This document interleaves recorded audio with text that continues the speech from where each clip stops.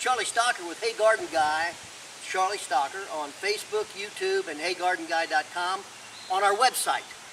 And we're here again 2 weeks later at Ken Dietz's at 815 South Red Bank Road, looking at how all of this rain has affected the growth of the banana plants, the elephant ears, and what else did we look at? Hostas. Now we're looking at individual plants that he has gone up to, shaken their hands, decided he likes them, and he has incorporated them into his landscape.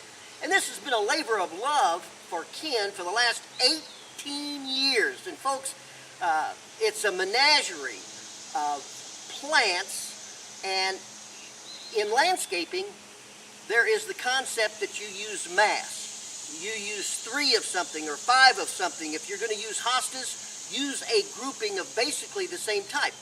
Well, Ken doesn't adhere to that at all. He believes in just, if you like that plant, just pop it in there, let it develop, see how it goes, and it's delightful. It's really a delightful concept. So, again, we're going to look at individual plants that possibly you may want to incorporate into your landscape after you shake their hand. Ken, tell us about this dogwood. This is a variegated wolf-side dogwood, and it keeps its color all year long, and it does bloom white just like your other dogwoods, but you don't even hardly see the flower because the variegation is so bright.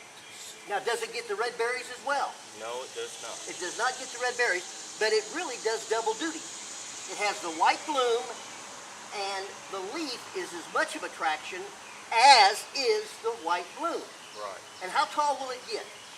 This variety here can get about 12 to 14 foot. And it's an understory tree. Most dogwoods like to be in a filtered sun, and that's where this one thrives. This one with our white variegation does need filtered sun.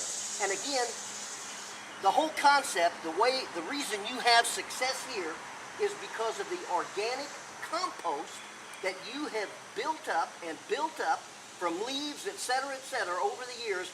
That's just a rich $1 million home for all of these plants, and that's why the success. Yep. Gotcha. Next plant. We have Sun and Substance Hosta down here. This is one of the larger growing ones, and it can actually grow in a lot more sun than a lot of your other hostas. It's just a real lime color, and you plant this with all your other greens, and it really shows up. Now, if you go back 2 weeks, you'll remember that we looked at several areas here at Ken's that he had maybe a 20 by 20 area with 7 different varieties of hostas and none the same, only one of each. And it just made a collection of hostas, and it was so interesting. And one of them was the Sun and Substance. Right. And how wide will that get? They say Sun and Substance can get 6 feet wide. 6 feet wide, and how tall? Not much taller than this. So if you're wanting to soften, possibly, an area under a tree, soften the collar of the tree, great way to go with the Sun and Substance. Next plant. This is Dietzia. This is a real lime yellow in the spring. It loses a lot of its color as summer goes on, but it has it's just loaded with white blooms in the spring also. And this is a bush that can grow in partial shade or full sun, and this is more of a dwarf variety. And it just brightens up a spot also. That's D-U-E-T-Z-I-A, Deutzia. It blooms just after the mock orange blooms in your landscape, a little bit later than the forsythia, but it provides that color that maybe you wouldn't have with anything else because it blooms a little bit later. A delightful white. Now, interesting grass. Tell us about it.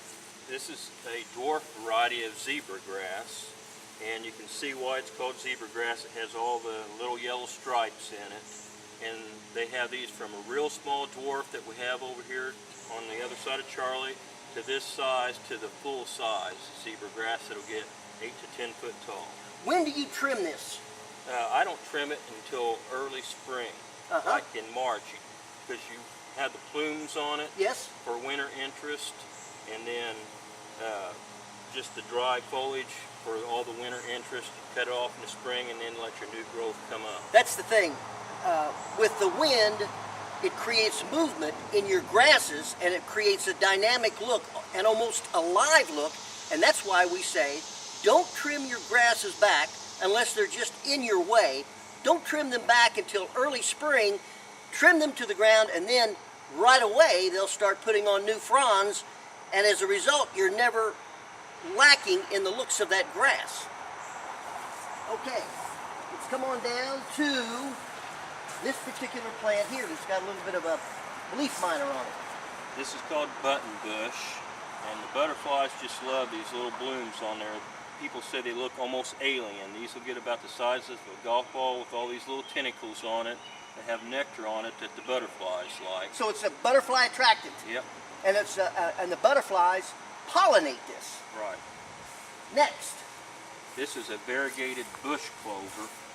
again, what is that? Bush clover, and it's a variegated form, so it needs a little bit of shade so the variegation doesn't burn. And then in the fall is when it gets its burgundy flowers all over the stems. And that again is called what? Bush clover. Bush clover. Well, you've learned 5 new plants in about 3.5 minutes. One of which you may have fallen in love with. Who knows? But we hope you've enjoyed this particular program at Ken Dietz's. This is Hey Garden Guide Charlie Stocker. Have a great day.